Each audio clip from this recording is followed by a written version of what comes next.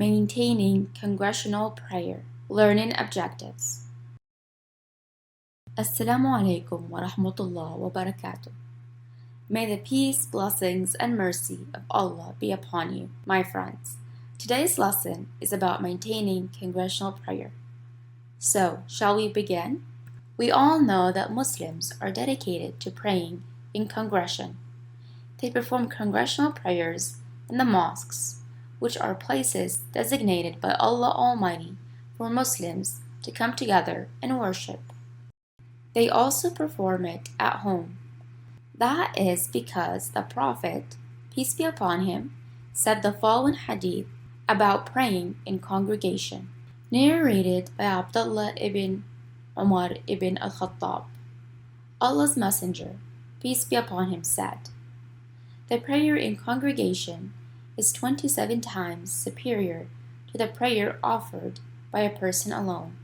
Now, my friends, let's learn about the narrator of the hadith. Then together we will learn about the meanings of the keywords of the hadith. The narrator of the hadith is known as Abdullah ibn Umar ibn al-Khattab. It was narrated that he was a great companion and was one of the honorable scholars among the companions. Embracing Islam at a young age, he frequently followed the example of the Prophet, peace be upon him.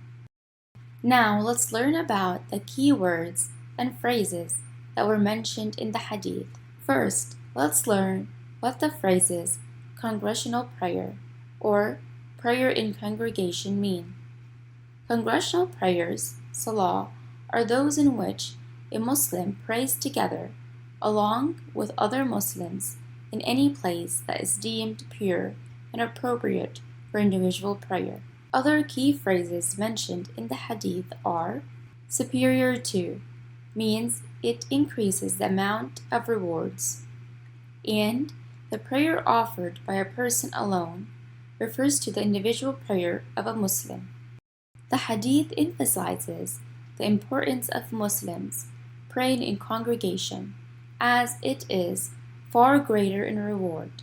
Allah Almighty made it 27 times better than a Muslim's individual prayer, according to the Prophet, peace be upon him. So if we assumed that Ahmad prayed the Fajr, Dhuhr, Asr, Maghrib, and Isha prayers alone, and Omar prayed the Fajr, Dhuhr, Asr, Maghrib, and Isha prayers in congregation, then we would find that at the end of the day, Ahmad received only 5 degrees for his prayers in that day, whereas Omar received 135 degrees for his prayers.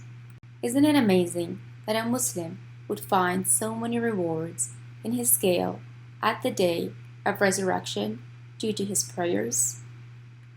O Allah, may you always bless us with the opportunity to pray in congregation, and may you bless us with a complete reward, O generous one.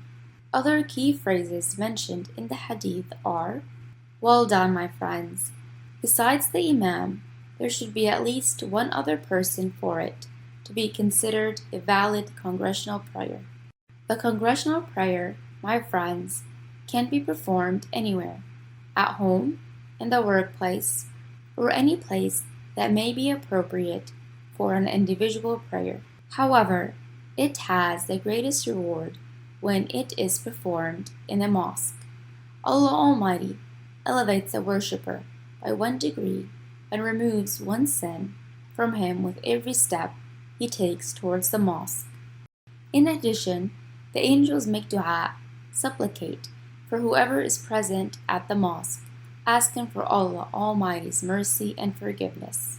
Now, my friends, who can tell me what the order of worshippers in a congregational prayer should be? The Imam stands first.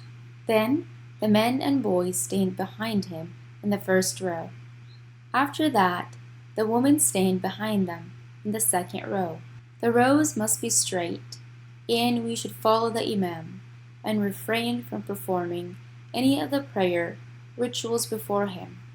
Now, my friends, who can tell me about the etiquettes of congregational prayer. Well done!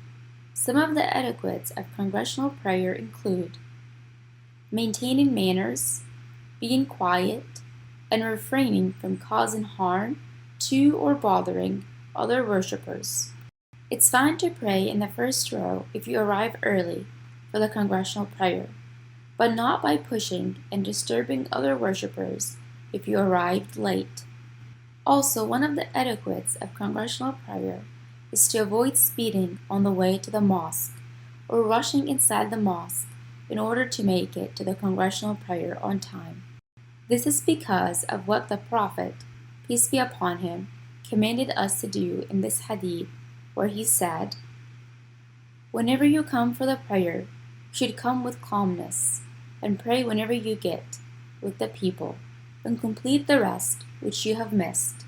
Another etiquette of congregational prayer, my friends, is to avoid walking between the rows of worshippers while they are praying.